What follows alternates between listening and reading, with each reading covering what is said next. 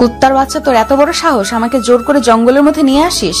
যদি একবার আমার বাবাকে বলি আমাকে তুই জোর জবরদস্তি জঙ্গলের ভেতরে থাকা পুরনো বাড়িতে নিয়ে গিয়েছিস, তাহলে তোকে তোর পরিবার সহ এই গ্রাম থেকে বের করে দেবে। তোর বাবা তো আমাদের এই গ্রামটাকে নাজেহাল করে ফেলেছেন। তোর বাবাকে তো আর কিছু করতে পারবো না। তোকে এমন কিছু করব যা শুনে পুরো গ্রাম তোকে আর তোর বাবাকে ছিছি করবে। এই গ্রামে তো তোর বাবা থাকতে পারবো না, এটা তো ভালো করেই বুঝতে পারতেছি। এখন এরকম ক্ষতি আমার করিস না, দয়া করে আমাকে এমন কিছু করবি না। নেহার কথাটা শেষ হতে না হতেই স্বাধীন নেহার শরীরের উপরে থাকা ওড়নাটা টান দিয়ে নিজের হাতে নিয়ে নেয়। তারপরে মুচকি একটা হাসি দিয়ে নেহার দিকে এগোতে লাগে। অন্যদিকে নেহা স্বাধীনকে তার দিকে আসতে দেখে অনেকটা ভয় পেয়ে যায়। স্বাধীনকে এগোতে দেখে নেহা স্বাধীনকে বলতে লাগে, দেখ, তুই যা ভাবছিস তা করার একদমই চেষ্টা করবি না, তাহলে তোকে এখানেই জ্যান্ত পুঁতে রাখবো। তোরা তোর বাবার তেজ কখনো কমবে না। আমার হাতে আটকা রয়েছিস, উল্টো আমাকে আবার ভয় দেখাচ্ছিস। ওয়েট, দেখাচ্ছি তোকে। প্লিজ না, আমার বাবা সবার উপর জুলুম করে, কিন্তু আমি তো কারোর উপর জুলুম করিনি। প্লিজ তুই আমাকে ছেড়ে দে, আমার সতীত্ব তুই নষ্ট করিস না, তাহলে আমি আর কারোর সামনে গিয়ে দাঁড়াতে পারবো না। তোর বাবা আমার বোনের দিকে যে এরকম নজর দিয়েছিল, ঠিক তোর দিকে আমি সেই নজর দিয়েছি। বাট তুই চিন্তা কর তোর বাবা কি রকম দুশ্চরিত্র একটা লোক। দেখ, তুই আর আমি তো একই ক্লাসে লেখাপড়া করি, প্লিজ আমাকে ছেড়ে দে। তুই যেখানে আমাকে নিয়ে এসেছিলি কাউকে বলবো না। আমি এটা ভালো করে বুঝতে পারতেছি যে তুই আমার কাছ থেকে একবার ছাড়া পেলে তুই গ্রামে গিয়ে তোর বাবাকে আমার নামে উল্টা পাল্টা কথা বলবি। আর কি বললি তুই? হ্যাঁ, তুই কারোর উপর জুলুম করিস না, তাই না? তুই কি ভুলে গিয়েছিস তোর কারণে আমি ঠিক মতো কলেজে গিয়ে ক্লাস করতে পারি না? সব সময় অপমান অপদস্থ করিস, আজ এক ঢিলে দুই পাখি মারবো। কথাটা বলে স্বাধীন পৈশাচিক একটা হাসি রেখা তার মুখে টানে। তারপরে ধীরে ধীরে নেহার দিকে এগিয়ে যেতে লাগে। স্বাধীন তার দিকে যত এগিয়ে আসছে ঠিক ততই নেহা পেছতে লাগে। হঠাৎ দেওয়ালের সঙ্গে পিঠ ঠেকে যায়। শেষমেশ কোনো কিছু বুঝতে না পেরে নেহা চিৎকার করতে লাগে। এইটা দেখে স্বাধীন মুখে বাঁকা হাসি রেখা টেনে বলে, এত রাতে এখানে কেউ আসবে না। আর তুই হয়তো ভুলে গিয়েছিস এই বাড়িটাকে সবাই ভূতের বাড়ি হিসেবে চেনে, তাই তুই যতই চিৎকার করিস না কেন কেউ এইদিকে এগিয়ে আসবে না। আচ্ছা ওয়েট। কথাটা বলে স্বাধীন তার ফোনের ফ্ল্যাশব্যাক অন করে তারপরে দেওয়ালের ওপরে ফোন রেখে তারপরে নেহার সঙ্গে জোর জবরদস্তি করতে লাগে। নেহা অনবরত কান্না করতে লাগে। শেষমেশ স্বাধীন হাত থেকে বাঁচার আপ্রাণ চেষ্টা করতে লাগে, কিন্তু স্বাধীন তো নেহাকে ছাড়তে নারাজ। তারপরে এক এক করে নেহার শরীর থেকে স্বাধীন নেহার জামা কাপড় খুলতে লাগে। নেহার শরীরে বিন্দু মাত্র কাপড় নেই, হাত দিয়ে ঢাকার চেষ্টা করছে। এইটা দেখে স্বাধীন হেসে বলে, তোর বাবার এত তেজ এত দেমাগ সব কোথায় গেল? এখন পালা দেখি আমার কাছ থেকে। তোকে তো আজকে। প্লিজ আমাকে ছেড়ে দে, বিশ্বাস কর, আমার মাথা ছুঁয়ে বলছি, আমাকে ছেড়ে দে। আমি কারোর কাছে গিয়ে তোর নামে নালিশ করব না, প্লিজ।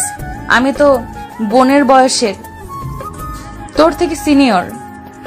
তাহলে কুত্তার বাচ্চা, তোর বাবা কিভাবে আমার বোনের দিকে নজর দেয়? যার বয়স তার মেয়ের মতো তোর বাবা কি এখনো ভালো হবে না? শুনেছি তো যুবক বয়সে গ্রামে তার জন্য থাকা দুষ্কর হয়েছে। তোর বাবার এখন বুড়ো হয়ে গেছে, এক পা কবরে, তাও এখনো তোর বাবার চরিত্র ঠিক হলো না তোর বাবা, তাই তোকে রেপ উচিত শিক্ষা দেব। কথাটা বলে স্বাধীন তার শরীর থেকে শার্টটা খুলতে লাগে। তারপর নেহাকে জোর জবরদস্তি করতে লাগে। অনবরত নেহাকে কিস করছে স্বাধীন, কিন্তু নেহার কোনো রেসপন্স নেই। হঠাৎ স্বাধীনের ঠোঁটে কামড় বসিয়ে দেয় নেহা। এটা থেকে স্বাধীন রেগে গিয়ে নেহাকে ঠাস ঠাস করে দুইটা থাপ্পড় লাগিয়ে দেয়। তারপরে নেহার সঙ্গে হারিয়ে যায় এক অবৈধ সম্পর্কের প্রায় 1 ঘন্টা পর। নির্ঘুম পরিত্যক্ত একটা বাড়িতে মাঝে মাঝে ঝিঝি পোকার ডাক শোনা যাচ্ছে। এমতো অবস্থায় ঘরের ভেতরে সুনসান নিরাপত্তা, শুধুমাত্র দুইটা দেহের শ্বাস প্রশ্বাস শোনা যাচ্ছে।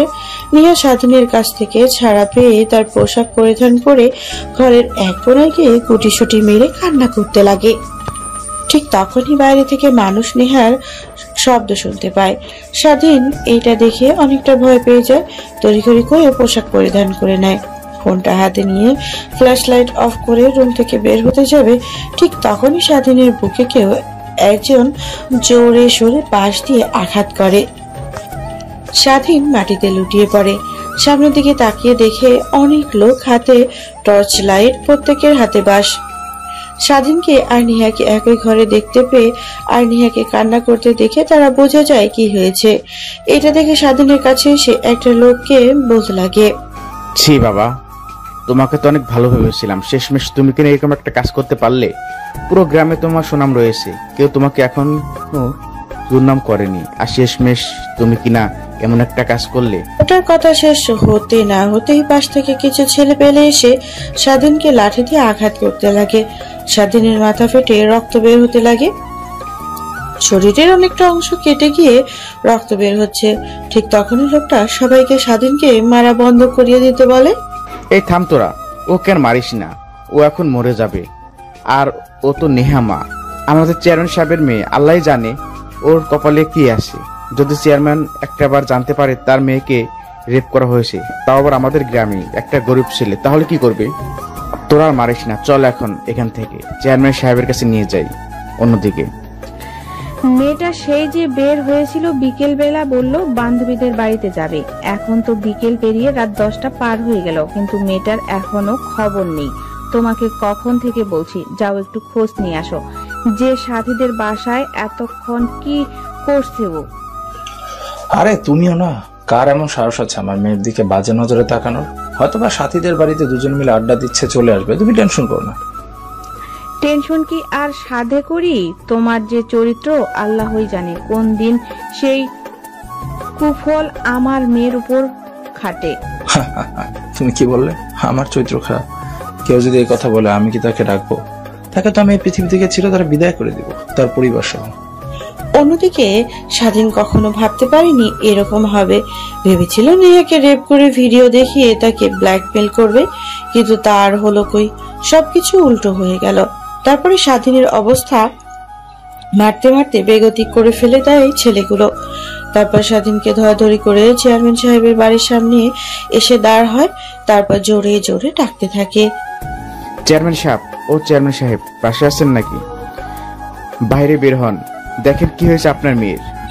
অনেকগুলো লোকের সমাগম আর কথা শুনে চেয়ারম্যান আর তার বউ বাড়ির বাহিরে বের হয়।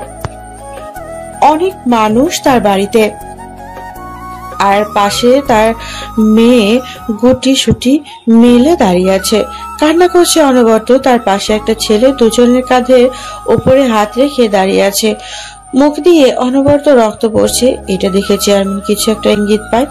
অন্যদিকে নেহা তার মাকে দেখতে পেয়ে সেখান থেকে দৌড়ে সে তার মাকে জড়িয়ে ধরে কান্না করতে লাগে। নেহার মাথায় হাত বুলিয়ে দিয়ে বলতে লাগে, কিরে মা, কি হয়েছে তোর? এরকম কান্না করছিস কেন? আর এত লোক কেন? আর এই ছেলেটাকে মেরেছে বা কেন? কি হয়েছে? নেহা তার মেয়ের প্রশ্নের কোনো উত্তর না দিয়ে অনবরত কান্না করতে লাগে। কি ঠিক তখনই সেখানে থাকা লোকটা নেহার বাবা আর তার মাকে উদ্দেশ্য করে বলতে লাগে, কি আর হবে, যা হওয়ার তাই হয়েছে। আপনার মেয়েকে ওই ছেলেটা রেপ করেছে, জঙ্গলের পোড়া বাড়িতে নিয়ে গিয়েছে। আমরা চিৎকার চেঁচামেচি শুনতে পেয়ে সেদিকে গিয়ে দেখি নেহা মামনি ঘরের মোড়ে কোনায় কান্না করছে। সেখানে এদেরকে দেখতে পাই, বুঝতে পারি এইসব হয়েছে, তাই ধরে নিয়ে এসেছি। লোকটার কথা শুনিয়ে নেহার বাবার আগে অষ্টম পর্যায়ে পৌঁছে যায়। রেগে দৌড়ে সে স্বাধীনের কলার চেপে ধরে মারতে লাগে। মারতে মাটিতে ফেলে দিয়ে পা দিয়ে মারতে লাগে। অন্যদিকে নেহার চাচা তাদের বাড়ির পাশে হঠাৎ বাড়িতে চেঁচামেচির শব্দ শুনতে পেয়ে সে আসে। দেখতে পায় নেহার বাবা একটা ছেলেকে মারধর করছে। নেহা চাচা গ্রামে অনেক ভালো একটা লোক বলে সবাই জানে। নেহার বাবাকে সবাই যে রকম খারাপ জানে, ঠিক তার উল্টো তার চাচা দৌড়ে এসে নেহার বাবাকে থামিয়ে দিয়ে বলে, কি হয়েছে তোর? এরকম ভাবে ছেলেটাকে মারছিস কেন? দেখছিস না ওর মুখ দিয়ে রক্ত বের হচ্ছে? ছেলেটা তো মরে যাবে। আচ্ছা, এখন কি হয়েছে সেটা আগে বল। কুত্তার বাচ্চা, ওর কত বড় সাহস আমার মেয়েকে নষ্ট করে। আজ ওর একদিন কি আমার একদিন। এই, তুই হাসমতের ছেলে না? তোর বাবাকে তো গ্রাম থেকে বের করে দিতে চেয়েছিলাম, এর প্রতিশোধ তুই বুঝি আমার মেয়েকে নষ্ট করে নিলি? কথাটা শুনে স্বাধীন শোয়া থেকে হাসতে লাগে। এটা দেখে নিহার বাবা আরো রেগে গিয়ে মারতে যাবে, ঠিক তখনই নিহার চাচা নিহার বাবাকে সেখান থেকে খানিকটা দূরে নিয়ে গিয়ে দাঁড় করায়। তারপর নিহার বাবাকে উদ্দেশ্য করে বলতে লাগে, দেখ, উল্টাপাল্টা কিছু করিস না। তোর তো সামনে আবার নির্বাচন, এটা মাথায় রাখিস। আর আমি বলি কি, এই ছেলেটা যখন নেহা মামুনিকে নষ্ট করছে, এটা পুরো গ্রাম তো জেনে গেছে। তাই বলছি, আমি একটা ভালো পরামর্শ দিই, তুই নেহা মামুনির সঙ্গে ওর বিয়ে দিয়ে দে। কি বললি তুই? আমি এই গ্রামের চেয়ারম্যান, আর আমার মেয়েকে কিনা বিয়ে দেবো একটা গরিব ছেলের সঙ্গে? ওকে আমার মেয়েকে সুখে রাখতে পারবে? আমার মেয়ের প্রতিদিনের হাত খরচ দিয়ে ওদের মতো পরিবার 1 মাস চলে। তুই কি কিছু বুঝতে পারছিস না? দেখ, আমি যা বলছি তোর আর নেহা মামুনির ভালোর জন্যই বলছি। আমি তো নেহা মামুনিকে ভালো করে চিনি। ও তো গরিবদের অনেক ঘেন্না করে, তারপরেও বিয়ে দিয়ে দে। তো নির্বাচনের তো আর অল্প কিছুদিন বাকি, এতদিন না হয়ে থাকলো। নির্বাচন শেষ হলে তখন আবার এই ছেলে আর ওর পরিবারকে গ্রাম থেকে তাড়িয়ে দিলেই হবে। এখন যদি নেহা মামুনিকে এই ছেলেটার সঙ্গে বিয়ে না দিস, তাহলে আশেপাশের গ্রামে তোর বদনাম আর তোর মেয়ের বদনাম ছড়িয়ে পড়বে। এতে আর কেউ বিয়ে করতে চাইবে না। অসম্ভব, একদমই অসম্ভব। আমার মেয়েকে ওর সঙ্গে একদমই বিয়ে দেবো না। তুই যা খুশি তাই বল, আগে ওকে মারবো, তারপর ওর পরিবারকে। তারপর নিহার চাচা নিহার বাবাকে বোঝাতে লাগে। নিহার বাবা বুঝতে পেরে স্বাধীনের সঙ্গে নিহার বিয়ে দিতে রাজি হয়। কিছুক্ষণের মধ্যেই পুরো গ্রাম জানাজানি হয়ে যায়। মুহূর্তের মধ্যেই চেয়ারম্যান বাড়ি ভর্তি হয়ে যায় মানুষজন দিয়ে। তারপর নিহার চাচা স্বাধীনকে সেখান থেকে তুলে তাদের বাসায় নিয়ে যায়। তুমি স্বাধীন না? তুমি তো অনেক ভালো ছেলে, তোমার কাছ থেকে এরকমটা আশা করিনি। পুরো গ্রামের মানুষ তো তোমাকে অনেক ভালো নামে চেনে, আর তুমি কিনা শেষমেশ। জানেন স্যার, চেয়ারম্যান আমার বোনকে 1 রাতের জন্য চেয়েছিল। এই কথাটা শুনে তার ভাই কিভাবে ভালো থাকতে পারে বলেন? চেয়ারম্যানের ঘরে তো একটা মেয়ে আছে আমার বোনের বয়সী, আবার আমার বোনের দিকে নজর দেয়, বলে যে আমার বোনকে সে 1 রাতের জন্য চাই। এটা শুনে বাবা চেয়ারম্যানকে অনেক কথা শুনিয়ে দেয়, সকলের সামনে থাপ্পড় পর্যন্ত মারে। তাই রেগে গিয়ে চেয়ারম্যান আমায় বাবাকে বলে যে আগামী 7 দিনের মধ্যে যেন আমরা এই গ্রাম থেকে চলে যাই, না হলে আমাদেরকে এই গ্রাম থেকে সে যেভাবে পারুক বের করেই ছাড়বে। বুঝতে পারছি বাবা, তুমি আমাকে এসে বলতে আমি এর একটা সিদ্ধান্ত নিতাম। তুমি এরকম কাজ করলে এতে তোমার পরিবার, তোমার বাবা মার মান সম্মান কোথায় গেল? একবারও ভাবলে না তুমি? নিহার চাচার প্রশ্নের উত্তরে স্বাধীন কি বলবে কিছুই বুঝে উঠতে পারে না। তারপর নিহার চাচা স্বাধীনকে বলে, যাও গিয়ে ফ্রেশ হয়ে নাও, শরীরের যেখানে যেখানে রক্ত লেগে আছে গিয়ে পরিষ্কার করে আসো। তারপর স্বাধীন ওয়াশরুমে যায়, মুখে থাকা রক্ত পরিষ্কার করতে লাগে। হাতে পায়ে অনেক জায়গায় কেটে গিয়েছে। পানি লাগার সঙ্গে সঙ্গে জ্বালা করতে লাগে। এই জ্বালার কাছে তার বোনকে চেয়ারম্যানের উপরস্থাদের কথা শুনে স্বাধীনের মনে যে জ্বালাটা এসেছিল তা এই জানার কাছে তুচ্ছ। প্রায় 5 মিনিট পর স্বাধীন ওয়াশরুম থেকে বের হয়ে দেখে নিহা চাচা একটা প্যাকেট নিয়ে দাঁড়িয়ে আছে। ওয়াশরুমের বাইরে স্বাধীনকে দেখতে পেয়ে নিহা চাচা স্বাধীনের দিকে প্যাকেটটা এগিয়ে দিয়ে বলে, যাও বাবা, ওইখানে কিছু জামা কাপড় আছে, এইগুলো পরে আসো ওই রুম থেকে। কেন স্যার? আর এই প্যাকেটগুলোর ভিতরে কি আছে? সেটা না হয় তুমি গিয়ে প্যাকেটটা খুললেই দেখো। তারপর স্বাধীনের রুমে গিয়ে দরজা লাগিয়ে প্যাকেটটা খুলে দেখে একটা পায়জামা আর শেরওয়ানি। এটা দেখে রীতিমতো অবাক হয়ে যায়। কিছু না বলে স্বাধীন সেগুলো পরে রুমের বাইরে আসে। অন্যদিকে নেহাকে তার মা রুমে নিয়ে যায়, ভালোভাবে সাজিয়ে গুছিয়ে বাইরে নিয়ে আসে, একটা চেয়ারে বসিয়ে দেয়। নেহা এসব দেখে অবাক হয়ে যায় কিন্তু কিছুই বলে না। অন্যদিকে স্বাধীনকে নিয়ে সে নেহার পাশে একটা চেয়ারে বসিয়ে দেয়। একটু পরে কাজী সাহেব চলে আসে, এক এক করে বিয়ের সবকিছু ফর্মালিটি পূরণ করতে লাগে। অন্যদিকে নেহা আর স্বাধীন তো রীতিমতো অবাক হয়ে যায়। কি হচ্ছে এসব, কিন্তু কিছু বলার সাহস নেই তাদের। এতগুলো মানুষের সামনে নেহাকে যখন কবুল বলতে বলা হয় তখন নেহা বলতে চায় না। একটু পরে কিছু একটা চিন্তা করে কবুল বলে দেয়। যখন স্বাধীনের পালা আসে স্বাধীন বলবে না। নেহা চাচা এসে কানের কাছে কিছু একটা বলেই স্বাধীনতা গুগল বলে দেয়। তারপর মোনাজাত ধরে গ্রামবাসী সবাই সেখান থেকে চলে যায়। নেহা সেখানে আর এক মুহূর্ত না দাঁড়িয়ে থেকে তার বাড়ির দিকে দৌড় দেয়। রুমের ভিতরে ঢুকে দরজা লাগিয়ে দেয়। অন্যদিকে স্বাধীনকে যতই দেখছে নেহার বাবা ততই রেগে স্বাধীনকে মারার ইচ্ছে করছে তার। ঠিক তখনই সেখানে আবির্ভাব ঘটে স্বাধীনের বাবা মার। স্বাধীনের বাবা মা দৌড়ে স্বাধীনের কাছে এসে ঠাস ঠাস করে গালে দুটো থাপ্পড় বসিয়ে দেয়। তারপর বড় গলায় চিৎকার করতে করতে বলতে লাগে, তোকে বড় করেছি, লালন পালন করেছি আজকের এই দিনটা দেখার জন্য। পুরো গ্রামে আমার চুলকানি মাখিয়ে দিলে। তুমি একবার চিন্তা করলে না যে এই কাজ করলে আমার আর পরিবারের কি অবস্থা হবে? ঠিক তখনই নেহা চাচা এসে স্বাধীনের বাবাকে থামিয়ে দেয়। স্বাধীনের বাবাকে নিয়ে কিছুটা দূরে গিয়ে বলে, দেখেন, আমি ওইখানে স্বাধীনের বিন্দুমাত্র দোষ দিচ্ছি না। সব দোষ নেহার বাবার, আমার ভাইয়ের। একটা ভাই তার বোনের বিরুদ্ধে কেউ যদি বাজে প্রস্তাব দেয় তাহলে রাগ ওঠাটা স্বাভাবিক। স্বাধীনের জায়গায় আমি হলেও ঠিক একই কাজটা করতাম। এমনিতেই বয়স অল্প, রক্ত গরম, তারপর আবার এরকম কথা বলছে, তাই রেগে গিয়ে এসব করে ফেলছে ভুল বুঝে। ভুল কিসের ভুল? ওর কি ভুল করার বয়স আছে? তারপর নেহা চাচা স্বাধীনের বাবাকে ভালো করে বোঝাতে লাগে। স্বাধীনের বাবা বুঝতে পারে তার ছেলে রেগে গিয়ে এই কাণ্ড ঘটিয়ে ফেলেছে। তারপর নেহার বাবার কাছে এসে স্বাধীনের বাবা নেহার বাবাকে উদ্দেশ্য করে বলে, দেখেন, যাওয়া তো হয়ে গিয়েছে, আমার ছেলে ভুল করেছে। আপনি শাস্তি না দিয়ে বিয়ে দিয়ে দিয়েছেন আপনার মেয়ের সঙ্গে, এতে আমাদের কোনো অমত নেই। আমাদের ছেলের বউকে আমাদের হাতে তুলে দিন, আমরা নিয়ে যাই। কি অসম্ভব! আমার মেয়ে গিয়ে তোদের বাসাতে থাকবে? তোরা তো থাকিস টিনের ঘরেতে, দেখছিস আমার বাসা ছাদ করা বিল্ডিং, বাইরে তোদের টিনের ঘরে গিয়ে আমার মেয়ে ঘুমাবে? এটা কখন আমি হতে দেব না। শুধুমাত্র গ্রামবাসীকে দেখানোর জন্য বিয়েটা আমি দিয়েছি। তোরা এই বিয়েটা কি আবার সিরিয়াসলি নিস না? নির্বাচন শেষ হয়ে গেলে তোর ছেলেকে তো শেষ করবোই, সঙ্গে তোদেরকেও। তারপর আমার মেয়েকে আমি ভালো ছেলে দেখে বিয়ে দিয়ে দিব। নেহার বাবার কথা শুনে স্বাধীনের বাবা আর মা রীতিমতো অবাক হয়ে যায়। একটা বাবা কিভাবে এতটা জঘন্য হতে পারে? তারপর সেখানে স্বাধীনের মা বাবা না থেকে স্বাধীনকে নিয়ে বাসায় চলে আসে।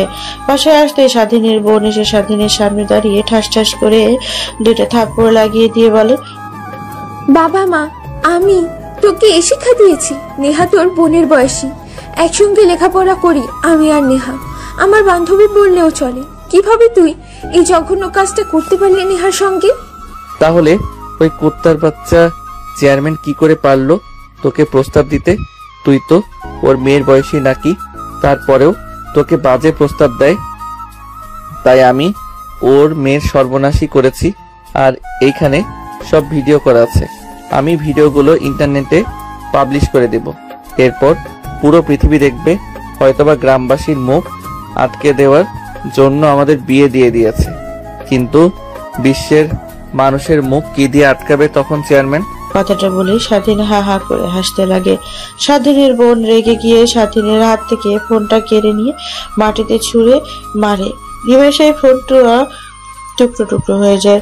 স্বাধীন রেগে স্বাধীনের বোনের দিকে তাকাতে স্বাধীনের বোন তার গালে ঠাস ঠাস করে দুটো থাপ্পড় লাগিয়ে দিয়ে বলে, নেহা আর চেয়ারম্যানের মেয়ে নয়, এখন তোর বউ। তোর বউকে নিয়ে বাজে কথা বলবে মানুষজন, তখন তো শুনতে অনেক ভালো লাগবে, তাই না? চেয়ারম্যান শুধু গ্রামের লোকজনের মুখ বন্ধ করার জন্য আমাদের বিয়ে দিয়ে দিয়েছে। এই বিয়েটা তো সে তো মানে না, কিছুদিন পর ডিভোর্স লেটার পাঠিয়ে দিবে। দেখ, যা করেছিস ভালো করেছিস। এই বিষয় নিয়ে আর তোর সঙ্গে একটা কথাও বলতে চাই না। আর খবরদার, যদি এইসব ভিডিও ইন্টারনেটে দেখি তাহলে আমি নিজের জীবন নিজে দিয়ে দেব। আমার জন্য যেটা এত কিছু, তাহলে আমি না থাকলে তো ভালো, তাই না? স্বাধীন তার বোনের এরকম কথা শুনে অনেকটা বাকরুদ্ধ হয়ে যায়। তারপর স্বাধীন তার বোনকে জড়িয়ে ধরে বলতে লাগে। তারপর স্বাধীনের বোন স্বাধীনকে ছাড়িয়ে দিয়ে তার রুমে গিয়ে দরজা লাগিয়ে দেয়। স্বাধীন পেছনে ফিরে তার বাবা মার দিকে তাকাতেই স্বাধীনের বাবা মাও তার রুমে চলে যায়। স্বাধীন তার রুমে গিয়ে দরজা লাগিয়ে দিয়ে শেরওয়ানি পায়জামা খুলে নতুন পোশাক পরিধান করে খাটের উপরে গা এলিয়ে দিয়ে ভাবতে লাগে। প্লিজ আপু, তুই আমাকে ক্ষমা করে দে। ছি, তুই এরকম কাজটা কি করে করতে পারলি নেহা? তো তোর বোনের মতো রাগের বশে কি উল্টাপাল্টা করে ফেললি তুই? না, আর কিছু ভাবতে পারতেছি না। কথাটা ভেবেই স্বাধীন এই পাশ ওই পাশ ফিরতে লাগে, কিন্তু তার কোনো দুই চোখে ঘুম ধরে না। শেষ রাতের সময় স্বাধীন ঘুমিয়ে যায়। পরদিন সকালবেলা স্বাধীন ঘুম ভাঙতেই মিটমিট করে তাকায়, তার পুরো শরীর ব্যথা। কালকে রাতে অনেক মেরেছে ওই লোকজনগুলো। কোনো মতে শোয়া থেকে উঠে বাইরে গিয়ে ফ্রেশ হয়ে নেয়, তারপর রুমে এসে বসে ফোন চাপছিল। অন্যদিন এই সময় স্বাধীনের মা এসে তাকে খাবার খাওয়ার জন্য, কিন্তু আজকে তা পুরোটাই ভিন্ন। অনেক বেলা অব্দি রুমে থাকে, কিন্তু খাবার কথা কেউ বলে না। তাই স্বাধীন রুমের মধ্যে আর না বসে থেকে বাইরে আসে।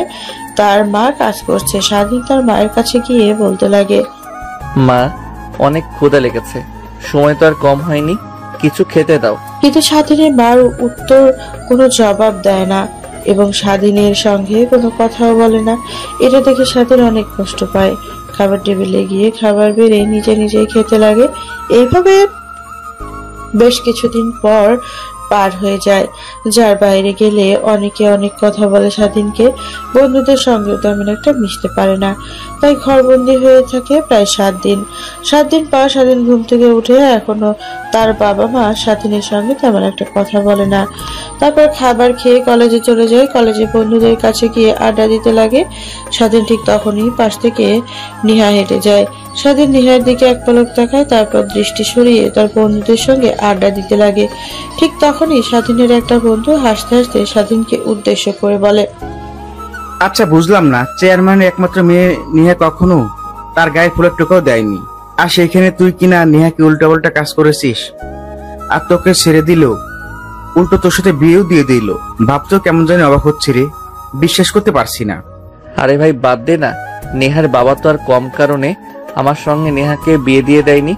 সামনে তার নির্বাচন, আর নেহা আমার সঙ্গে থাকে না, ও ওর বাসাতেই থাকে, আমি আমার বাসায় থাকি। বোধহয় নির্বাচন শেষ হলে আমাদের উপরে ঝড় যাবে। নির্বাচনের জন্য নেহার বাবা অপেক্ষায় রয়েছে শুধু। অন্যদিকে নেহা ক্লাসরুমে গিয়ে নিরিবিলি স্থানে গিয়ে বসে থাকেন, যেখানে যে মেয়েটা পুরো কলেজটা দাপিয়ে বেড়াতো, এখন তাকে ইনোসেন্ট দেখে অনেকে অবাক হয়ে যায়। অন্যদিকে নেহার বান্ধবীরা নেহার সঙ্গে কথা বলতে আসতেই নেহা তাদেরকে অ্যাভয়েড করে। ঠিক তখনই সেখানে আবির্ভাব ঘটে স্বাধীনের বোনের। নেহার পাশে বসে নেহাকে উদ্দেশ্য করে বলে, সরি রে। হঠাৎ কারো কণ্ঠে নেহা পাশ ফিরে তাকায়, দেখে স্বাধীনের বোন। তারপর নেহা স্বাধীনের বোনকে জড়িয়ে ধরে কান্না করতে লাগে আর বলতে লাগে, তুই সরি বলছিস কেন আমাকে?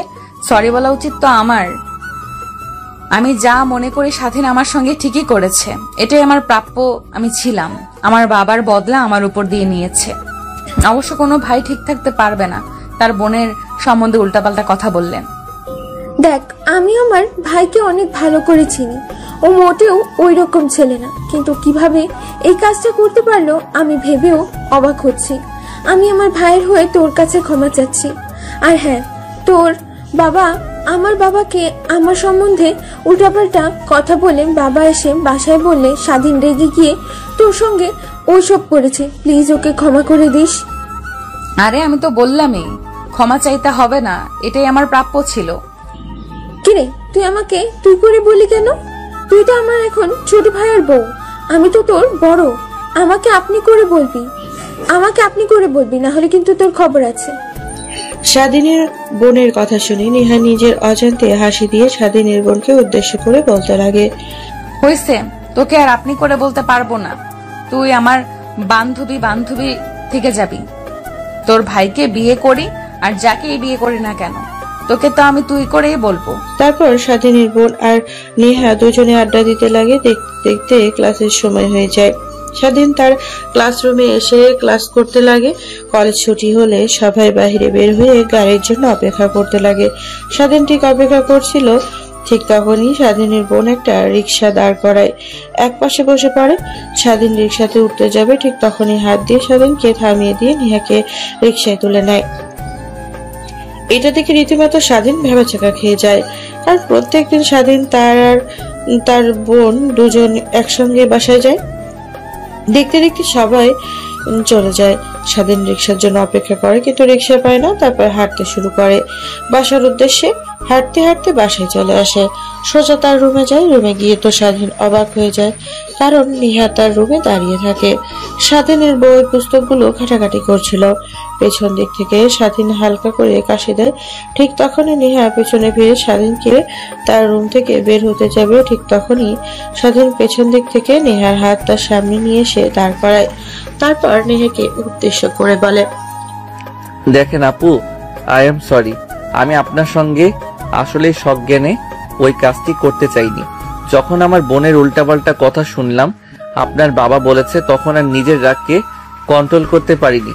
যদি পারেন তো প্লিজ আমাকে ক্ষমা করে দিয়েন। স্বাধীনের কথা শেষ না হতে দুটো থাপ্পড় লাগিয়ে দেয় নেহা। তুই আমার বাবার প্রতিশোধ আমার উপরে নিবি? জানিস পুরো গ্রামবাসী আমাকে আর তোকে কত বাজে নজরে দেখে। আমি তো বাসার বাহিরে বের হতে পারিনি। 7 দিন হলো, আজকেই প্রথম কলেজে গিয়েছিলাম। তারপরেও অনেকে অনেক বাজে কথা বলেছে আমাকে, কিন্তু কিছুই বলতে পারিনি। এখন বিয়ে করেছিস, এখন অন্তত ভালো হয়ে যাস। কথাটা বলে নেহা রুম থেকে চলে যায়। অন্যদিকে নেহার বলা শেষ কথাগুলো তার কানে বাজতে লাগে। বিয়ে করেছে মানে? আর ভালো হয়ে যেতে বলল যে উনি তো এই বিয়ে মানে না, উনার বাবাও মানেনি। আবার আমাদের বাড়িতে নিশ্চয়ই আপু নিয়ে এসেছে। আচ্ছা ওয়েট, আমি আপুর কাছ থেকে শুনে আসি। না না না, এখন আর যাওয়া যাবে না। নেহা বাড়ি থেকে গেলে তারপর আপুর কাছে গিয়ে জিজ্ঞেস করব। তারপর স্বাধীন তার গায়ে থাকা পোশাক পরিবর্তন করে একটা লুঙ্গি আর শার্ট পরিধান করে নেয়। বাইরে এসে দেখে তার মা, নেহা, স্বাধীনের বোন তিনজনে বসে কি যেন কথোপকথন করছে। স্বাধীনের অনেক ক্ষুধা পায়, তাই তার মাকে উদ্দেশ্য করে বলে, মা অনেক ক্ষুধা লেগেছে আমার, প্লিজ কিছু খেতে দাও। সেই সকালে খেয়েছি, পেটের ভিতরে ইঁদুর দৌড়াচ্ছে। আমি পারবো না, তুই নিয়ে খা। আমি আমার বৌমার সঙ্গে কথা বলছি, এখন আর তোকে খাবার দিতে পারবো না আমি। স্বাধীন তো রীতিমতো অবাক হয়ে যায় তার মার বলার কথা শুনে। বৌমার সঙ্গে আড্ডা দিচ্ছি, যেখানে স্বয়ং চেয়ারম্যান সাহেব তার মেয়ের বিয়ে মানে না। এই বিয়েটা না মানে তাহলে এসব কি? এসব চিন্তা করতে করতে স্বাধীন খাবার শেষ করে নেয়। তারপর স্বাধীনতার রুমে গিয়ে ফোন টিপতে লাগে। ঠিক তখনই তার বন্ধু ফোন করে। স্বাধীন, তুই কোথায় আছিস? জলদি মাঠে চলে আয়। পাশের গ্রাম থেকে ছেলেরা ফুটবল খেলতে চলে এসেছে আমাদের গ্রামের সঙ্গে। তোকে ছাড়া আমরা তো ফুটবল খেলা অচল, তাই আয় জলদি, তাড়াতাড়ি আয়। ওকে, আসতেছি। স্বাধীন ফোনটা কেটে দেয়, মাঠের উদ্দেশ্যে রওনা হয় ফুটবল খেলার জন্য। মাঠে গিয়ে ফুটবল খেলতে লাগে। খেলতে খেলতে অনেকটা সময় পার হয়ে যায়। হঠাৎ স্বাধীনের কাছে এসে তার বন্ধু বলতে লাগে, স্বাধীন, ওই দেখ ভাবি এসেছে, দাঁড়িয়ে থেকে তোর খেলা দেখছে। মানে কি বলছিস তুই? ভাবি? কিসের ভাবি? কার ভাবি? চেয়ারম্যানের মেয়ে নেহা। ওই দেখ, নেহা দাঁড়িয়ে আছে, তোর বোনের সঙ্গে তোর দিকে দেখ তাকিয়ে আছে। তারপর স্বাধীন রাস্তার দিকে তাকায়, দেখতে পায় নেহা আর তার বোন সেইখানে দাঁড়িয়ে আছে। সে এক পলক তাকিয়ে পুনরায় স্বাধীনকে খেলাতে মনোযোগ দেয়। খেলা শেষ হলে রাস্তার দিকে তাকিয়ে দেখে নেহা আর তার বোন নেই, হয়তোবা চলে গেছে। স্বাধীন পেছনে ফিরে তার বাসার দিকে আসতে যাবে, ঠিক তখনই তার বন্ধু বলতে লাগে, ও তোকে তো বলতেই ভুলে গেছি, খেলাটা কিন্তু বাজিতে খেলেছিলাম, ছাগল বাজি ছিল। যেহেতু আমরা জিতে গেছি তাই রাতে চলে আসিস, পিকনিক হবে, অনেক মজা হবে। শালা আগে বলিসনি কেন? তাহলে আমি ফুটবল ম্যাচ খেলতামই না। তোদেরকে না কতবার করে বলেছি এই বাজি টাজি খেলবি না, আর আমাকে তো নিবি না তার মধ্যে।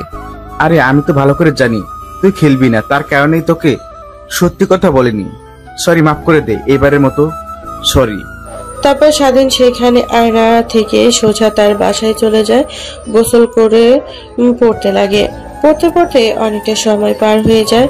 তারপর রুমের বাইরে সেখানে খাবার খাওয়ার জন্য দেখতে পায় তার মা বোন সবাই মেঝেতে পাটি পেরে বসে খাবার খাচ্ছে, কিন্তু তাকে কেউ ডাক দিল না।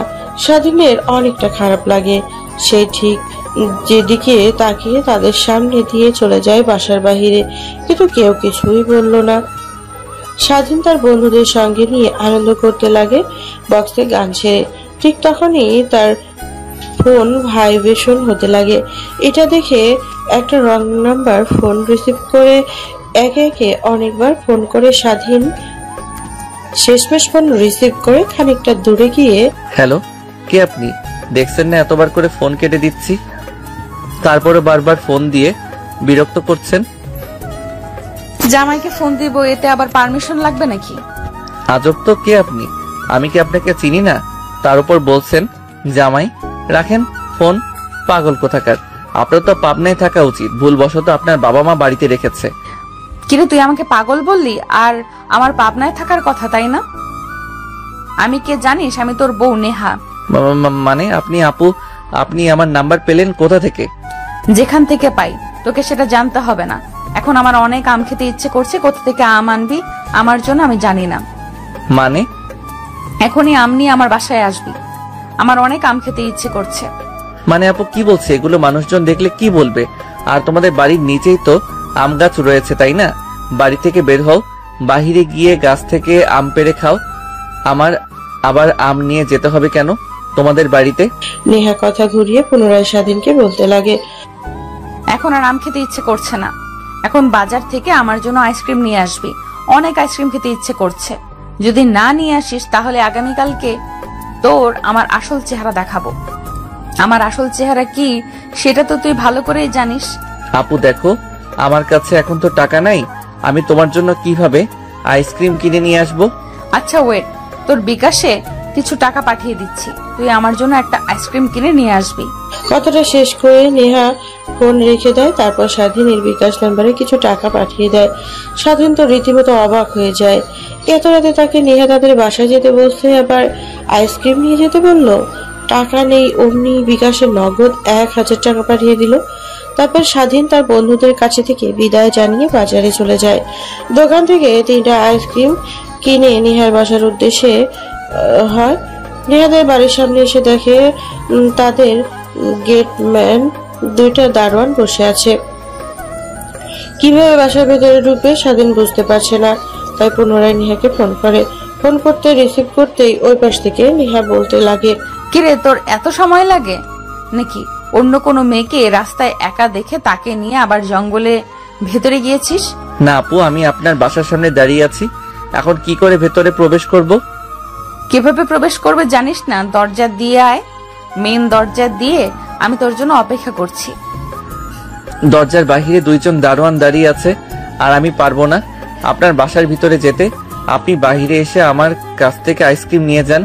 আচ্ছা তাহলে একটা কাজ কর, আমাদের বাসার পেছনে আয়, দেওয়াল টপকে গাছে উঠে আমার ব্যালকনিতে আয়।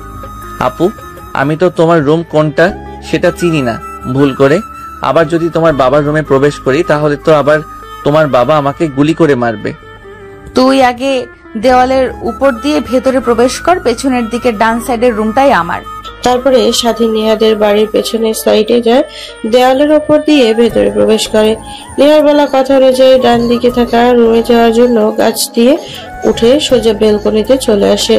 রুমের ভেতরের দিকে তাকিয়ে রেখে পুরো রুম অন্ধকার হয়ে আছে।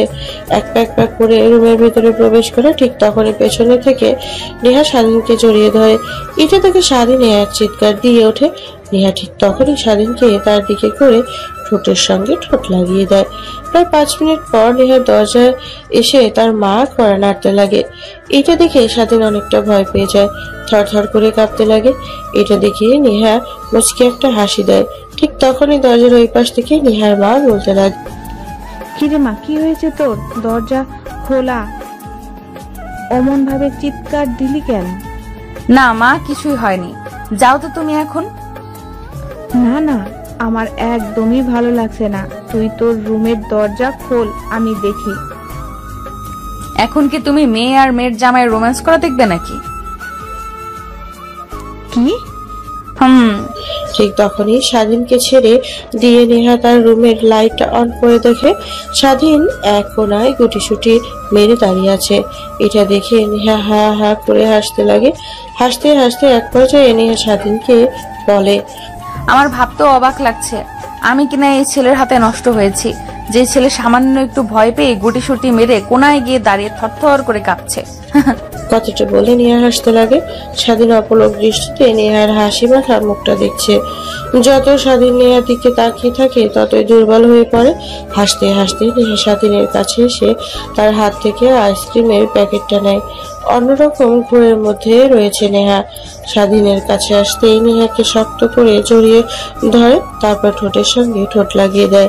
প্রায় 5 মিনিট পরে ছেড়ে দিয়ে বলে, ভয়ে ভীত হওয়া ছেলে জোর করে কিস খায়। এটা বলে স্বাধীন হাসতে লাগে। নেহা স্বাধীনের হাসি দেখে অপলক দৃষ্টিতে তাকিয়ে থাকে। তার হাতে থাকা আইসক্রিমের প্যাকেটটা ছুরি মারে স্বাধীনকে শক্ত করে জড়িয়ে ধরে খাটের উপরে ফেলে দেয়। তারপর স্বাধীনের পুরো শরীর অনবরত কিস করতে লাগে। আপু কি করছো তুমি? প্লিজ ছেড়ে দাও। দেখো আমি তখন তোমার সঙ্গে ইচ্ছে করে করিনি, এর জন্য আমি অনেক লজ্জিত। তুমি যদি বলো যা করতে আমি তাই করব, তোমাকে ডিভোর্স দিয়ে দিতে যদি বলো তাও দিয়ে দিব। প্লিজ ছেড়ে দাও আমাকে। ওই দিন তো অনেক এনজয় করেছিস তুই, আমি শুধু কান্না করেছি, কিন্তু আজ আমি এনজয় করব। কথাটা বলে নেহা স্বাধীনের পুরো শরীর অনবরত কিস করতে লাগে। স্বাধীন তার হাত থেকে বারবার ছোটার চেষ্টা করে আর বলতে লাগে, প্লিজ আপু ছেড়ে দাও, আমি সত্যি ওই দিনের জন্য লজ্জিত, আমি নিজের মধ্যে ছিলাম না। আপু আর যদি আর একবার আপু বলিস তাহলে তোর একদিনকে আমার যে কয়দিন লাগে। আমি তোর বিয়ে করা বউ, এখন আমি তোর আপু নেই বুঝলি। বিয়ে করে বউ বলে ডাকবি কিংবা নেহা বলে ডাকতে পারিস, এই অধিকার তোকে আমি দিয়েছি। আপু? আবার আপু বলছিস? ও সরি নেহা, দেখেন আপনি তো আমাদের বিয়েটা মেনে নেননি, তাহলে এসব কি? কিছুদিন পর তো ডিভোর্স দিয়ে দিবেন। এই অনিশ্চিত সম্পর্কে চাই না দ্বিতীয়বার আর ফিরতে। আপনার বাবা তো তার মান সম্মান রক্ষার্থে আপনাকে আমার সঙ্গে বিয়ে দিয়ে দিয়েছে। কিন্তু আমি তো তোকে মেনে নিয়েছি, আমার স্বামী হিসেবে চাই, তোর হাতটা ধরেই আমি আগামী জীবনের পথটা চলতে চাই। কিন্তু আপনার বাবা বলল যে নির্বাচন শেষ হয়ে গেলে ডিভোর্স দিয়ে যেতে। তখন আমি তোকে মেনে নিয়েছি, আমার বাবা যা ইচ্ছা তাই বলুক, সেটাতে কোনো কান দিবি না। এখন আর কথা বলবি না, আমাকে তুই স্ত্রীর অধিকার দিবি আর আমি তোকে স্বামীর অধিকার দিলাম। চুপচাপ এখন আমাকে কিস খেতে দে। কথাটা বলে নেহা স্বাধীনের শরীর থেকে এক এক করে কাপড় খুলতে লাগে। স্বাধীন নেহাকে বাধা দিলেও তার পারে না। নিমেষে হারিয়ে যায় দুইজন ভালোবাসার এক গভীরে। প্রায় 2 ঘন্টা পর দুজনের ঘন ঘন নিঃশ্বাস যেন পুরো রুমটাকে গম্ভীর করে ফেলেছে। ঠিক তখনই ফোন বাজতে লাগে স্বাধীনের।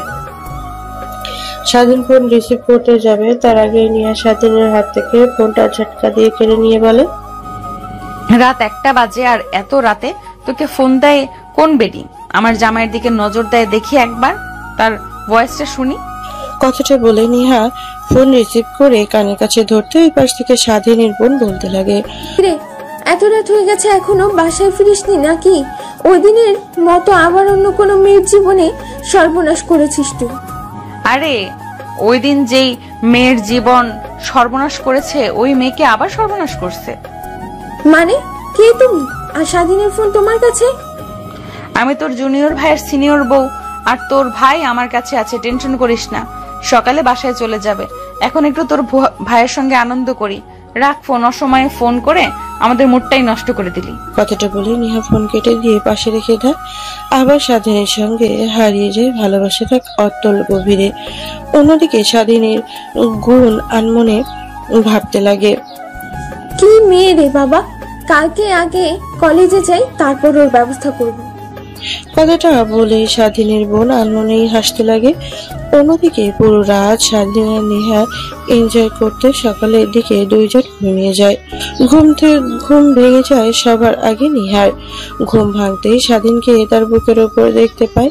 দেখে ছোট বাচ্চাদের মতো গুটিসুটি মেরে শুয়ে আছে। আর আনমনে নেহা ভাবতে লাগে, কে বলবে এই ছেলেটা কিছুদিন আগে আমার সঙ্গে ওইসব বাজে কাজ করেছে? কি সুন্দর দেখতে, বাচ্চাদের মতো করে শুয়ে আছে। কথাটা বলে নেহা স্বাধীনের মাথায় হাত বুলিয়ে দিতে লাগে। স্বাধীনের ঘুম ভেঙে যায়।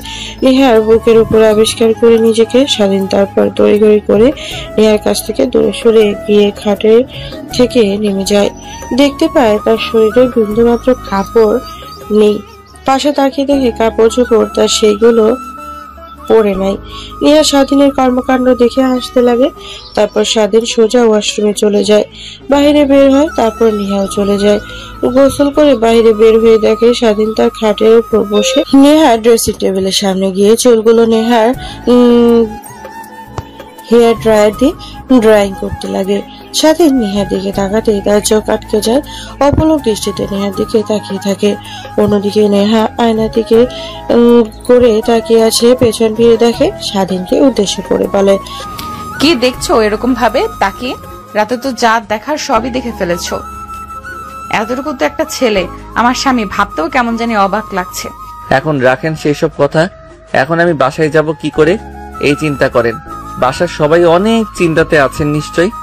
আরে না, তখন তোর বোন ফোন করেছিল, আমি সবকিছু বলে দিয়েছি। তোর মা বাবাকে নিশ্চয়ই বলে দিয়েছে সাথী। কি আপুকে সব বলেছেন? আপু যদি মা বাবাকে বলে দেয় তাহলে আমার তো খবর আছে। আমি নিজেই চলি বাবা মার টাকা দিয়ে, সেই ছেলে কিনা বিয়ে করে বউয়ের সঙ্গে রাত কাটাই। এইটা জানলে তো অনেক রেগে যাবে। আমার মা বাবা তো আপনাকে মেনেই নেয়নি। কে বললো মানেনি? শাশুড়ি মা তো মেনে নিয়েছে। এখন শুধু তোর বাবাকে পটানোর পালা। কিছুদিন পর দেখবে তোর বাবাও পটে গেছে। তারপর সুখে শান্তিতে দুজনে সংসার করব। কিন্তু আমি তো আপনাকে আমার স্ত্রী হিসেবে মানি নাই। যেভাবেই হোক বিয়েটা আমার অমতই হয়েছে। যা হবার ভুল বোঝাবুঝিতে হয়েছে। তারপর আপনি কেন আমার সঙ্গে রাতে এসব করলেন? আর কিছুদিন গেলেই তো আমি আপনাকে ডিভোর্স দিয়ে দেব। এসবের কোনো মানে নেই। আর হ্যাঁ, একটা পিল খেয়ে নেন। চাই না এই অনিশ্চিত সম্পর্কের মধ্যে তৃতীয় ব্যক্তির আবির্ভাব ঘটুক। স্বাধীনের কথা শুনে নেহা তার অজান্তে চোখ বেয়ে পানি বের হতে লাগে। অন্যদিকে স্বাধীন কথাটা বলে রুমের মধ্যে আর না দাঁড়িয়ে সোজা ব্যালকনি দিয়ে গাছ দিয়ে নিচে নেমে দেওয়ালের উপর দিয়ে বাহিরে গিয়ে সোজা বাসার উদ্দেশ্যে রওনা হয়। অন্যদিকে নেহা ড্রেসিং টেবিলের সামনে চুলে হাত দিয়ে আনমনেই ভাবছিল, কি বললো স্বাধীন আমাকে মেনে নেবে না? এই নষ্ট দেহকে ভোগ করবে। ও নষ্ট করেছে, ওকে ভোগ করতে হবে।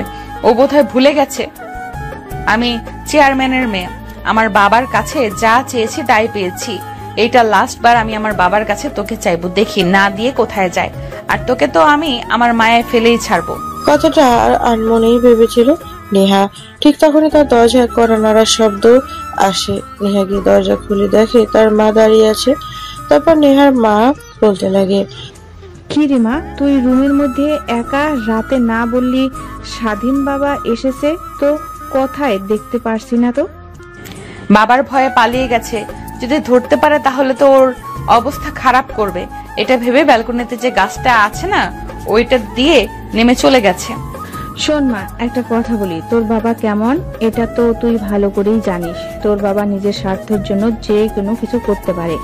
আগামীকাল দেখলাম কার সঙ্গে যেন কথা বলছে তোর বিয়ে নিয়ে। কথা শুনে যা বুঝতে পারলাম, তোর সঙ্গে এমপির ছেলেকে বিয়ে দেবে।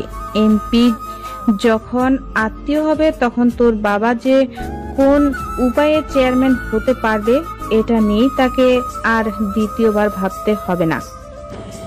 কিন্তু মা, আমি তো স্বাধীনকে ভালোবেসে ফেলেছি। ওর সঙ্গে আমার বিয়ে হয়ে গেছে। তাহলে দ্বিতীয়বার বিয়ের কথা উঠছে যে? এমপির ছেলে আগে অনেক কয়েকটা মেয়েকে বিয়ে করেছে, তুই হবি তার আরেকটা বউ। এমপি একটা মেয়ে কোনো ধারে না। তোর বাবা সব কিছু বলেছে, তাতেও তিনি রাজি। আমি বলি কি, তুই স্বাধীন বাবাকে সব কিছু বলে ডিভোর্স দিয়ে দে, এতেই তোর ভালো হবে। কেউ না আমাকে চিনুক মা, তুমি তো ভালো করে চেনো আমি এক কথার মেয়ে। মুখ দিয়ে যেহেতু একবার বলেছি আমি স্বাধীনকে ছাড়া অন্য কাউকে বিয়ে করব না, তাহলে বুঝে নাও যে আমি তাকেই বিয়ে করব।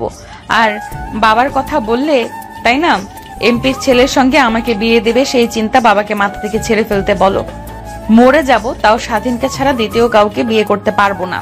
কথাটা বলেই নেহা তার বইপত্র গোছাতে লাগে। নেহার মা দরজার কাছে দাঁড়িয়ে থেকে ভাবতে লাগে, আল্লাহই জানে সামনে কি অপেক্ষা করছে। দুজনেই তো বদমেজাজি, রাগী। কে জিতবে কে হারবে? নিচে খাবার টেবিলে তোর বাবা অপেক্ষা করছে, আয় খেয়ে নিবি, তারপর কলেজে যাস। কথাটা বলে নেহার মা দরজার কাছ থেকে চলে যায়। তারপর নেহা সোজা খাবার টেবিলে আসে খাবার খাওয়ার জন্য। খাবার খাচ্ছিল, এই মতো অবস্থায় নেহার বাবা নেহাকে প্রশ্ন করে, কালকে রাতে স্বাধীন কি তোর সঙ্গে তোর রুমে ছিল? হঠাৎ নেহা তার বাবার কাছ থেকে এরকম প্রশ্ন আশা করেনি। খাবার খাওয়া অবস্থায় মাথা দিয়ে হা বোঝায়। দেখ, তোকে তো আগেই বলেছি, এই বিয়েটা শুধুমাত্র আমার মান সম্মান বাঁচানোর জন্য দিয়েছি, এছাড়া বেশি কিছু না। আর তোরও তো এই বিয়েতে মত ছিল না, তাহলে এসব কি? দেখ, তোর মা হয়তো বা বলেনি, আমি তোর বিয়ে ঠিক করে রেখেছি এমপির ছেলের সঙ্গে। তোর বিষয় সব জানার পরও রাজি হয়েছে তোকে বিয়ে করার জন্য। এটা আমার সৌভাগ্য বললেও চলে। তো আমি চাই না তুই আমার কথার উপর কথা বলিস। বাবা, আমি স্বাধীনকে বিয়ে করেছি, ও আমার স্বামী। আমি দ্বিতীয়ত আর কাউকে বিয়ে করতে পারবো না। তখন হয়তো রাগের মাথায় উল্টোপাল্টা কথা বলেছি, ওকে মেনে নিতে পারবো না, কিন্তু এখন আমি ওকে স্বামী হিসেবে মেনে নিয়েছি। তোমার এতে অমত থাক, এটা আমার দেখার বিষয় না। আর তোমাকে এখন বাবা বলতেও আমার ঘৃণা হয়। তুমি আমার সঙ্গে দ্বিতীয়বার কথা বলবে না। কথাটা বলে নেহা খাবার প্লেটে মাঝখানে রেখে হাত ধুয়ে তার রুমে চলে আসে। তারপর কলেজের উদ্দেশ্যে রওনা হয়। নেহা অন্যদিকে স্বাধীন বাসায় মেন দরজায় উঁকিঝুঁকি মেরে ভেতরে প্রবেশ করতে যাবে, ঠিক তখনই পেছন থেকে স্বাধীনের গলা চেপে ধরে তার বোন স্বাধীন। পেছনে তাকিয়ে দেখে স্বাধীন। আপু, তোর আবার কি হলো? আমার কলার ধরলি কেন? যেতে দে আমাকে। আগে এটা বল যে তুই কালকে রাতে কোথায় ছিলি? দেখ, তুই অনেক ছোট্ট একটা ছেলে, তোর থেকে অনেক সিনিয়র নেহা। আগে কলেজে যাই, তারপর ওর ব্যবস্থা করছি। কিন্তু তোর কথা যদি বাবা মাকে বলি যে তুই নেহার সঙ্গে ছিলি কালকে রাত ভোর, তাহলে কি হবে তোর একবারও ভেবেছিস? তোকে এই বাড়ি থেকে বের করে দেবে। আমি বলি কি, তুই একদমই নেহার কাছাকাছি যাবি না। কিছুদিন গেলে ওকে ডিভোর্স দিয়ে দিস, আর তোকে এই গ্রামেও থাকতে হবে না, তোকে শহরে পাঠিয়ে দিব। স্বাধীন অনবরত তার বোনের কথাগুলো শুনতে লাগে। ঠিক কিছু কথা ভালো লাগলো, আবার অনেক কথা খারাপ লাগে। তারপর সোজা তার রুমে চলে যায়, জামা কাপড় নিয়ে গোসল করতে চলে যায়। গোসল করে রুমে এসে খাবার দাবার না খেয়ে কলেজের উদ্দেশ্যে বেরিয়ে পড়ে। স্বাধীন কলেজে গিয়ে গেট দিয়ে ভেতরে প্রবেশ করতে যাবে, ঠিক তখনই পাশ থেকে নেহা স্বাধীনকে ডাক দিয়ে বলে, চলো, আজকে আর ক্লাস করতে হবে না, অনেক ক্ষুধা পেয়েছে। বাবার সঙ্গে রাগারাগি করেছি, তাই কিছু খাইনি। চলো রেস্টুরেন্টে যাই। তোকে দেখেও তো মনে হচ্ছে না কিছু খেয়েছিস। না আপু, সরি। নেহা, আমার ইম্পর্টেন্ট ক্লাস আছে, আমি যেতে পারবো না, আপনি যান। আর হ্যাঁ, আপু বলেছে আপনার কাছ থেকে দূরে দূরে থাকার জন্য, তো আমি চাই না আপনার সঙ্গে থাকতে।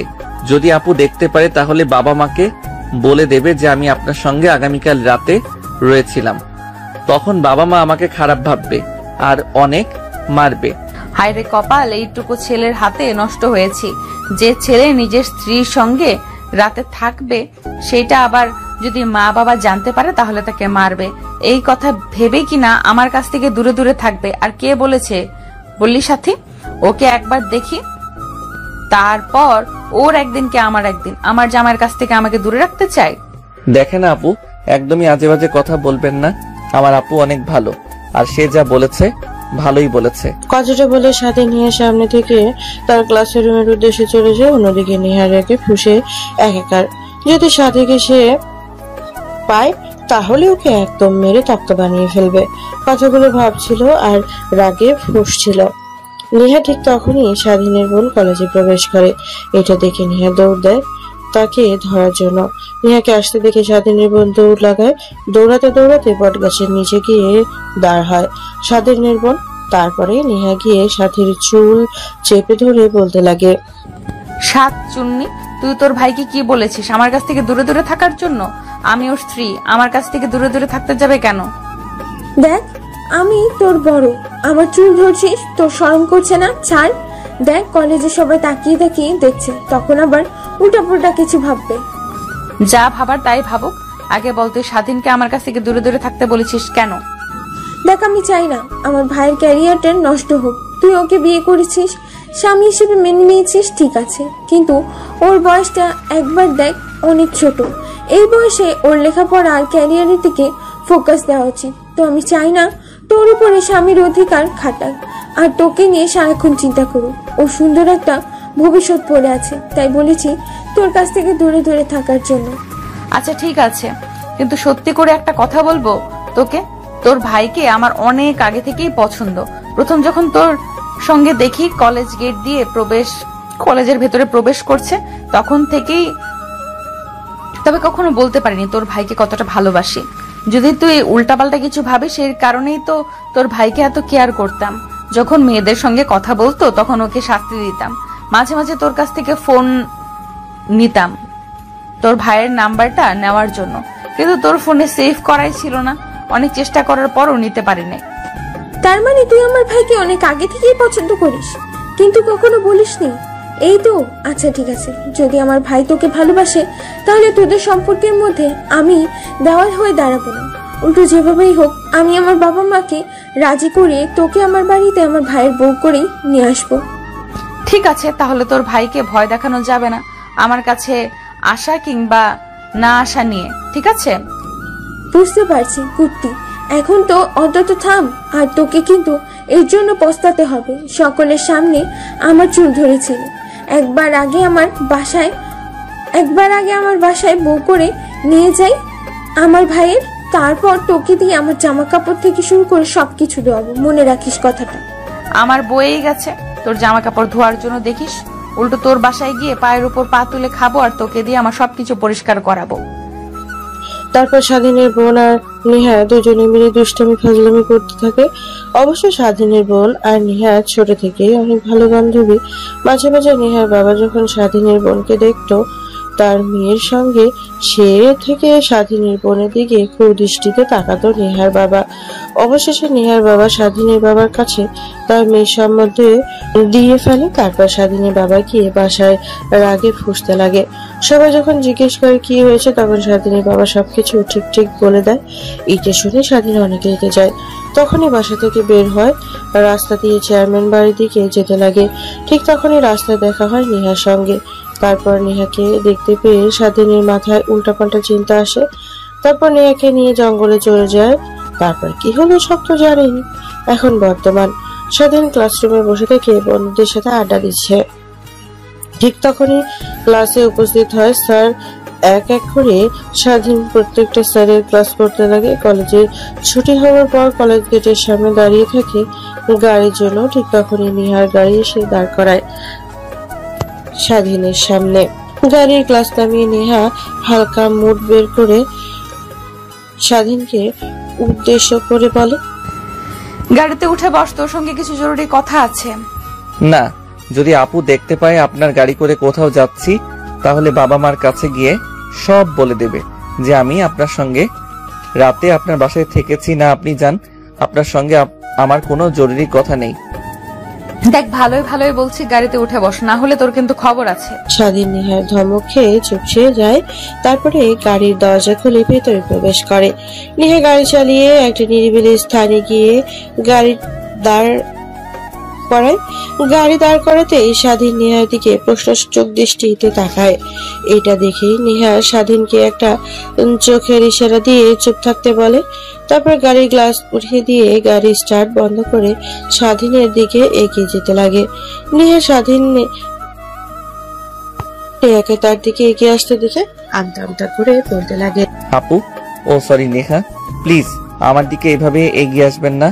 আপনার মতো আমার একদমই ঠিক লাগছে না। প্লিজ ছেড়ে দেন, আমাকে যেতে দেন, বাসার সামনে নামিয়ে দেন। তোকে তো যেতে দেওয়ার জন্য আর জোর করে গাড়ির ভেতর প্রবেশ করায়নি। আজ গাড়ির ভেতর এনজয় করব, শুনেছি নাকি অনেক মজা হয়। কথাটা বলেই নিয়ে দুষ্টুমের একটা হাসি দেয়। অন্যদিকে স্বাধীনের ভয় ঘামতে লাগে। গাড়ির ভেতরে এসি চলছে, তারপরেও গা ঘামছে। ঠিক তখনই দরজা খোলার চেষ্টা করে, কিন্তু দরজা লক করে দিয়েছে নেহা। স্বাধীনকে দরজা খোলার চেষ্টা করতে দেখে নেহা হাসতে লাগে। অযথা চেষ্টা করে কোনো লাভ নেই, দরজা খুলবো না। এর থেকে আমি যা যা করি তুই তাই তাই কর। প্লিজ আপু, আমাকে যেতে দাও, তোমার পায়ে পড়ছি। তোকে যেতে দেবো, কিন্তু একটা শর্তে। যদি শর্তে রাজি হস তাহলে তোকে কিছুই করব না। তোর বাসার সামনে তোকে নামিয়ে দিয়ে আমি চলে যাব। আচ্ছা আপু, ও সরি নেহা, আপনি যা বলবেন সেই শর্তে রাজি আছি আমি। প্রথমত তোর বোন যা বলেছে সে কথা অনুযায়ী চলা যাবে না। আমি যা যা বলবো সেই কথা অনুযায়ী চলবে, না হলে তোর নামে আমি আবার আরেকটা দুর্নাম বের করব। তখন দেখবি তোর বাবা মা তোকে এমনিতেই আর বাড়িতে রাখবে না। আর দ্বিতীয়ত হলো, তোর ফোন নাম্বারটা দে, আমি যখন ফোন করব যা যা করতে বলবো তাই তাই করবি। না আপু, আমি তোমার এই শর্তে রাজি হতে পারছি না। আপুর কথা না মানলে আপু তো মা বাবার কাছে গিয়ে বলবে, তখন তো তারা আবার আমাকে অনেক মারবে। আরে না, সাথীকে আমি ম্যানেজ করেছি, ও কিছুই বলবে না তোকে। শুধু একটু ভয় দেখাবে, তুই নেহার কথায় যেন কোনো কর্ণপাত না দিস। ঠিক আছে আপু, এখন তো অন্তত আমাকে ছেড়ে দাও। ঠিক আছে চল তাহলে, তোকে নামিয়ে দিয়ে আমি বাসায় ফিরবো। আর বলতে লাগে। কথাটা বলেই নেহা স্বাধীনকে ছোট্ট একটা কিস করে, তারপর গাড়ি স্টার্ট দিয়ে পুনরায় যেতে লাগে।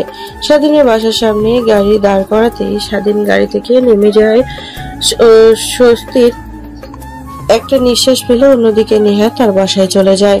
স্বাধীনের বাড়ির ভেতরে প্রবেশ করতে দেখে তার বোন মা যায় হাত দিয়ে তার দিকে রাগী দৃষ্টিতে তাকিয়ে আছে।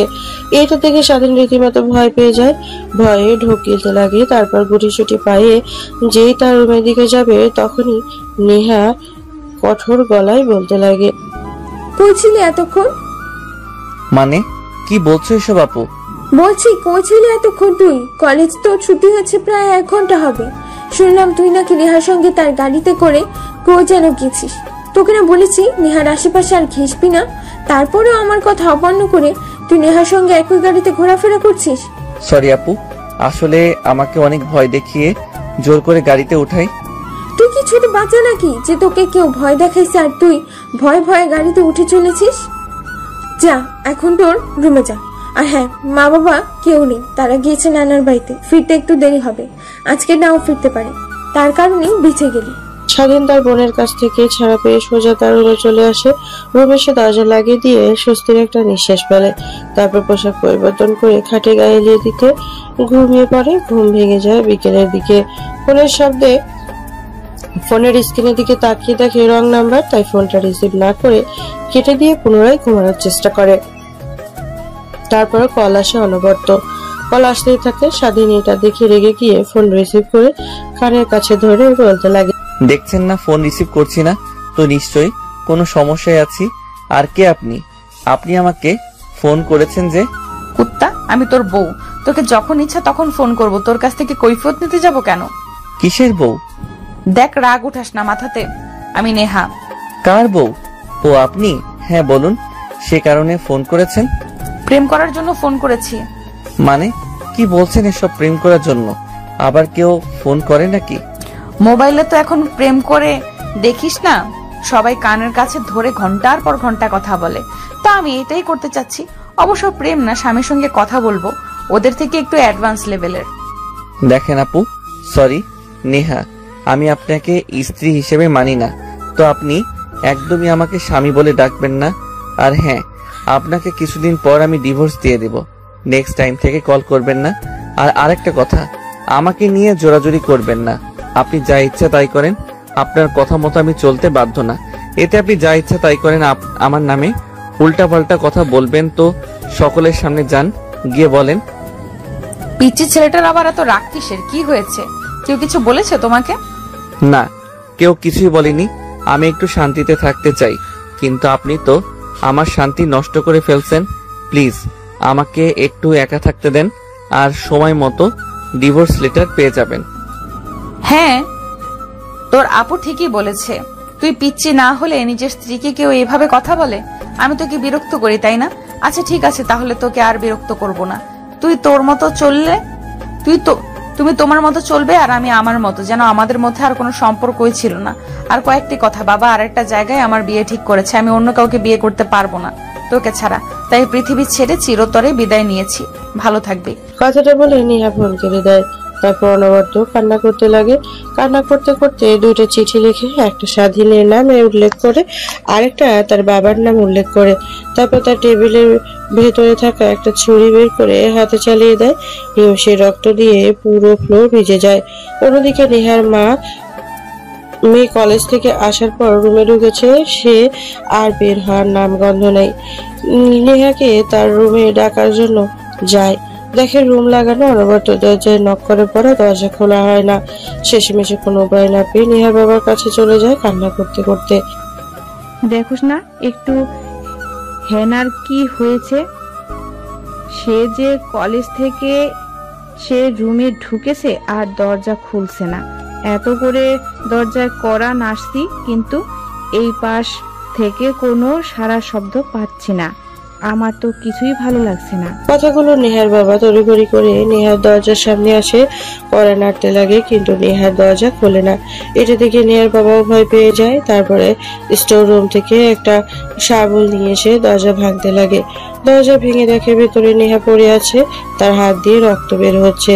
দৌড়ে গিয়ে নেহার বাবা নেহাকে জড়িয়ে ধরে কান্না করতে লাগে। মা, কি হয়েছে তোর? প্লিজ কথা বল আমার সঙ্গে। দেখ, তোর তাকে ইচ্ছে বিয়ে করবি, আমার কোনো মতামত নেই। কিন্তু নেহার কোনো সারা শব্দ নাই। পরে তড়িঘড়ি করে নেহাকে হাসপাতালে নিয়ে যায়। নিমেষেই পুরো গ্রাম জেনে যায় কথাটা। নেহা সুইসাইড করে হাত কেটেছে। স্বাধীন তার বোনের কানে কথাটা গিয়ে পৌঁছায়। তারপর স্বাধীনের বোন নিজেকে অনেক ধিক্কার দিতে লাগে। শেষমেশ স্বাধীনকে নিয়ে হাসপাতালে চলে যায় নেহার কাছে। অন্যদিকে হাসপাতালে নিয়ে আসলে ডাক্তার নেহাকে দেখে ব্যান্ডেজ করে দেয়। নেহার মা আর আপু দুজনে নেহার কেবিনে বসে আছে আর অঝরে কান্না করছে। তাদের একমাত্র মেয়ে, আর সে কিনা তাদেরকে ছেড়ে চলে যেতে যাচ্ছে, এইটা ভেবেছিল। ঠিক তখনই নেহার জ্ঞান ফিরে আসে। নেহার মা গিয়ে নেহাকে উদ্দেশ্য করে বলে, মা, তুই একটা বার আমাদের কথা ভাবলি না? তুই ছাড়া আমাদের আর কেউ নেই। তুই এই কাজটা কে করে করতে পারলি? আমি তো সবকিছু মেনে নিয়েছি, তোর বাবাকে সবকিছু মেনে নেওয়ার জন্য ম্যানেজ করছি। কিন্তু কি আর হবে, যাকে আপন করতে চাই সে তো রাজি না। কথাটা শেষ হতে নেহার বাবা এসে নেহার পাশে চেয়ারে টেনে বসে বলতে লাগে, ঠিক আছে মা, তোর স্বাধীনকে পছন্দ, তাই তো? তোদের বিয়ে হয়েছে, আমি বিয়েটা মেনে নিয়েছি। তুই সুখে থাকলে আমিও সুখী।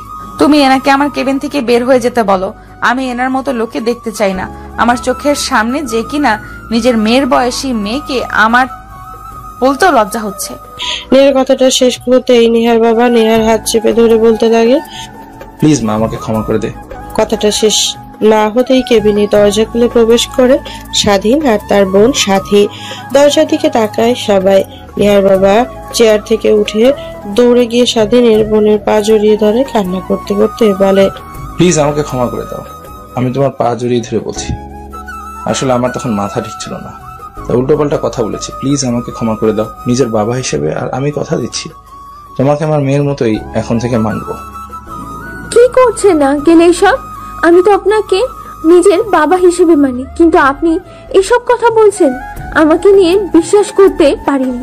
যা হবার তা হয়ে গেছে, এটা নিয়ে আরো ভাবতে চাই না। তারপর স্বাধীনের বোন গিয়ে নেহার সঙ্গে কথা বলতে লাগে। অন্যদিকে স্বাধীনকে দিনের এক কোনায় নিশ্চুপ দর্শকের মতো দাঁড়িয়ে থেকে মাটির দিকে তাকিয়ে কথাগুলো শুনছিল। এক এক করে নেহার সঙ্গে সবাই কথা বলছিল। কেবিন থেকে বের হয়ে যায়। সবাই চলে গেলে স্বাধীন গিয়ে দরজা আটকিয়ে দিয়ে নেহার পাশে চেয়ার টেনে বসে পড়ে। নেহা স্বাধীনকে দেখতে পেয়ে অন্য পাশ ফিরে যায়। ঠিক তখনই স্বাধীন বলতে লাগে, আমি ভালো করে জানি আমার কথা শুনেই তুমি সুইসাইড করতে গিয়েছো। প্লিজ আমাকে ক্ষমা করে দাও। দেখো, এই যে কানে ধরছি, এই যে উঠবস করছি। তারপর বাচ্চাদের মতো আচরণ করতে লাগে নেহা। এটা দেখে ফিট করে হেসে ফেলে। নেহার হাসি দেখে স্বাধীন হয়ে হেসে ফেলে। তারপর নেহার কি দিলে বসে নেহাকে শক্ত করে নিজের সঙ্গে জড়িয়ে ধরে। এইটা দেখে নেহা বলে, কি করছো? প্লিজ ছাড়ো, কেউ আসবে। কেউ আসবে না, দরজা লাগিয়ে দিয়েছি। কথাটা বলে স্বাধীন তার নেহার ঠোঁটের সঙ্গে ঠোঁট লাগিয়ে দেয়। প্রায় 5 মিনিট পর দুজনে নিজেদেরকে ছেড়ে দিয়ে হাঁপাতে লাগে। এইভাবে আরেকটি সুন্দর ভালোবাসার সম্পর্ক সমাপ্তি টানে। ধন্যবাদ সবাইকে গল্পের সাথে থাকার জন্য।